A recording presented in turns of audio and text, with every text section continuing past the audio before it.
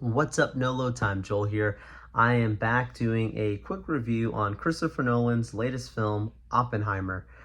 Yes, I was one of those people who unfortunately mispronounced it early on, Oppenheimer, and they make the joke in the movie, spoilers, about the right way to say it. And it was a really film that I've been looking forward to for a while. Obviously, between this and Barbie coming out, has been just taking so much of the conversation around cinema right now. And I will be talking about spoilers. As you know, and I love to make this joke with films based on real stuff. This is true story, right? Obviously with some creative liberties, but at the end of the day, yes, we're going to be talking about spoilers, but it's not really spoilers if it's historical, in my opinion. But yes, you've been warned. We will talk about spoilers in this video. Anyways, Oppenheimer is a movie that is 3 hours long and actually keeps you interested the whole time. You know, the pacing is very well done. It is loaded with information, and it just feels like even though the film isn't trying to, it's never trying to run, it doesn't feel like it's also trying to drag. It just kind of feels like a jog. I know it sounds funny, you can laugh at my description, but that's just the way I would characterize the overall style of the film. You know, you have your classic, shot cinematography, dramatic beats, and musical score style that you get in a Christopher Nolan film. But I think with this one, they were really just trying to educate, and also have you have just a very thought-provoking experience where a lot of people maybe would have just read over this and not really paid much attention maybe in school. But when you look at a film like this, it makes you want to go back and do a lot of fact checking and just get more information about what really happened, because it's an important moment in the world. You know, as an Americans, you could watch this film and say, oh my goodness, this is the thing that turned the course of the World War. And if you're international, maybe you feel like, this was something that just was absolutely a game changer in just how other countries responded to this type of militant weapon, the atomic bomb. Uh, it's interesting that this film really focuses on how he really believes that he's coming about making peace by just saying, we can do this. We have the ability to do this thing that would literally just end the war. But at the same extent, you now, if anything, have actually escalated tensions and made things way more difficult for many people, because unfortunately, as we know, it is used to kill people in Japan, and it is horrible. It's a horrific thing. It's a horrible situation, and it makes you just wish that it was never created to begin with.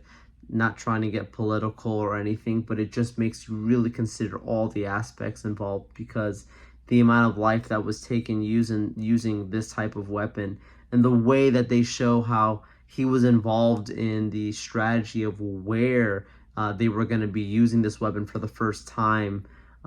Just absolutely insane to just try and comprehend. And I think that's just a part of it.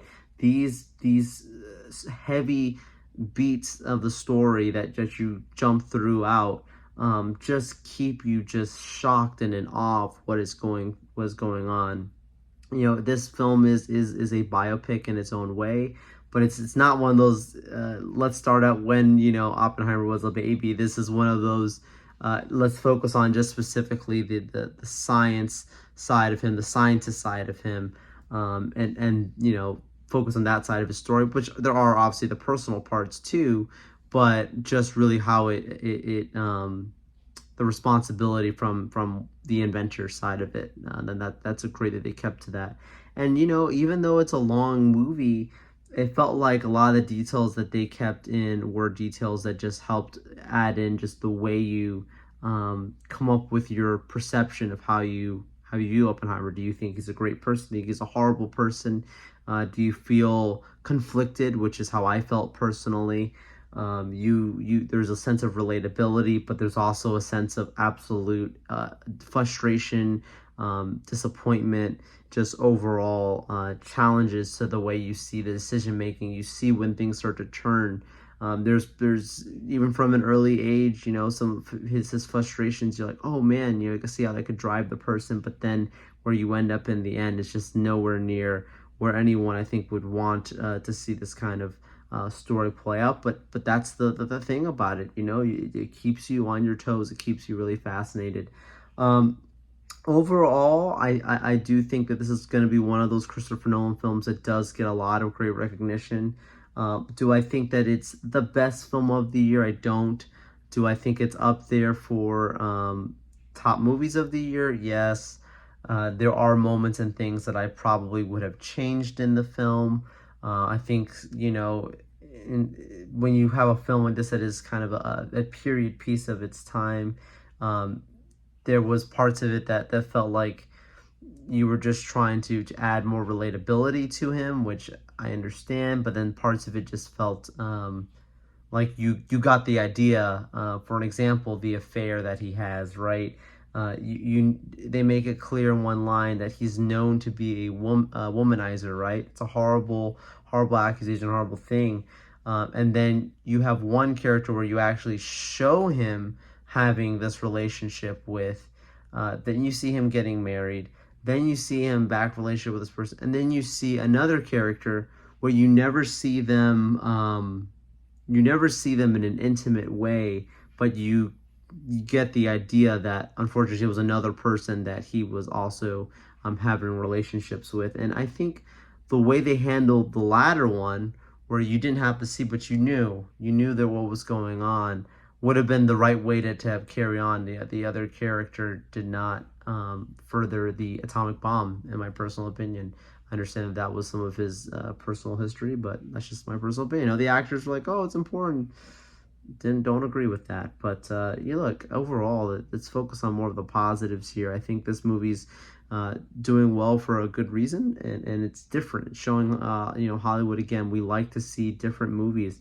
You know, nothing against superhero films. You know that I love my superhero films.